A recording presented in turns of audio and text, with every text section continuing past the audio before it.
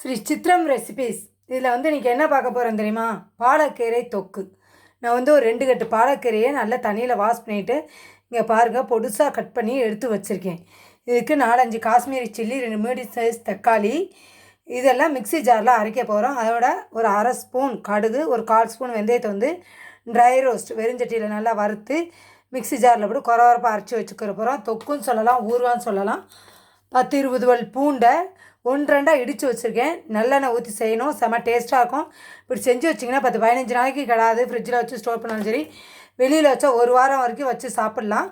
அந்தளவுக்கு செம்ம டேஸ்ட்டாக இருக்கும் இது. இன்னொன்று பார்த்தீங்கன்னா, சின்ன நெல்லிக்காய் அளவு புளி எடுத்து தண்ணியில் ஊற போட்டு வச்சுக்கோங்க. அவ்வளோதான். முதல்ல எப்படி பண்ணுறதுன்னு சொல்லி பார்த்துட்டு வந்துடலாமா?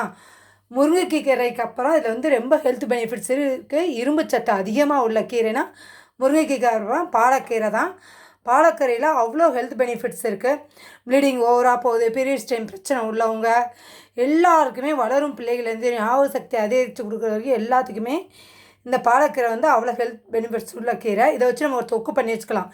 இப்போ போகிற காலகட்டங்களில் ஒர்க்கிங் உமனாக இருக்கும், ஏதோ ஒரு நாள் லீவ் கிடச்சாலும் இந்த மாதிரி கீரைகளை தொக்கு பண்ணி ஊறுகாய் பண்ணி வச்சிட்டா நம்ம வந்து ஹெல்த்தை வந்து பாதுகாக்கலாம், ஈஸியாகவும் பண்ணிடலாம்.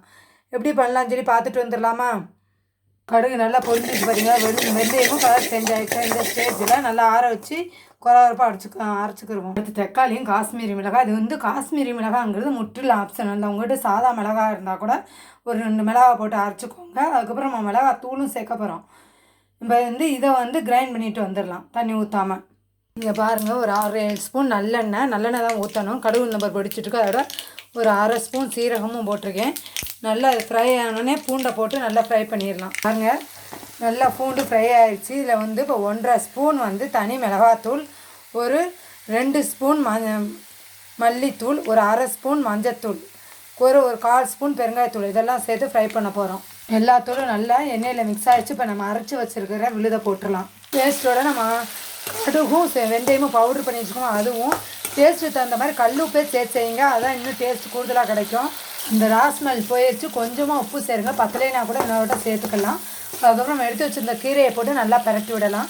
கீரையை பார்க்கும்போது ரொம்ப தெரியும். இப்போ பாருங்கள், நல்லா சுருங்கிடுச்சு. அப்பப்போ கொஞ்சம் விட்டுட்டு கிளறி விடணும். எண்ணெய் பிரிஞ்சு வரணும். அப்போ அந்த புளி கரைசல், கடைசியில் ஒரு 1/2 ஸ்பூன் வெல்லங்கிறது முற்றிலும் ஆப்ஷனல். நான் சேர்த்து செஞ்சோம்னா இன்னும் டேஸ்ட்டாக இருக்கும். புளிப்பு, உப்பு, இந்த காரம் எல்லாம் தூக்கி கொடுக்கும். தோசை, இட்லி, சூடான சாதத்தோடு பிசைஞ்சு வச்சா செமையாக இருக்கும். யாராவது பேச்சில் இருந்தால் இந்த மாதிரி பண்ணி நம்ம கொடுத்து விட்டோம்னா, உங்கள் காலைல ரைஸ் மட்டும் வச்சா போதும், 2 இட்லி 2 தோசை ஊற்றினா போதும். செமையாக இருக்குது. இந்த தொக்கு அட்டகாசமாக இருக்கும்.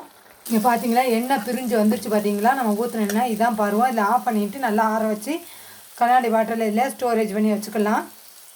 பாருங்கள், இந்த இதோட சாப்பாடோட பிசைஞ்சு சாப்பிட்டு டேஸ்ட்டு பார்த்துடலாமா ஃப்ரெண்ட்ஸ்? செமையாக அட்டகாசமாக இருக்குது. இது மாதிரி நீங்களே பண்ணி பாருங்கள். பிடிச்சா லைக் பண்ணுங்கள், ஷேர் பண்ணுங்கள், சப்ஸ்கிரைப் பண்ணுங்கள். பக்கத்தில் உள்ள பெல் பட்டனை கிளிக் பண்ணி வச்சுக்கோங்க. அதான் நான் போடுற வீடியோஸ் வந்து உங்களுக்கு நோட்டிஃபிகேஷனில் வந்துட்டுருக்கோம். உங்கள் ஃப்ரெண்ட்ஷிப் சர்க்கிளோடையும் ஷேர் பண்ணுங்கள். இது எப்படின்னு இது மாதிரி பல அடுத்த ஆரோக்கியமான டிஷ்ஷோட உங்களை சந்திக்கிறேன். போட்டு பாருங்கள், செமையாக அட்டகாசமாக இருக்கும் ஃப்ரெண்ட்ஸ். பாலக்கீரை தொக்கு வாட்ச் பண்ணதுக்கு தேங்க்யூ டு ஆல்.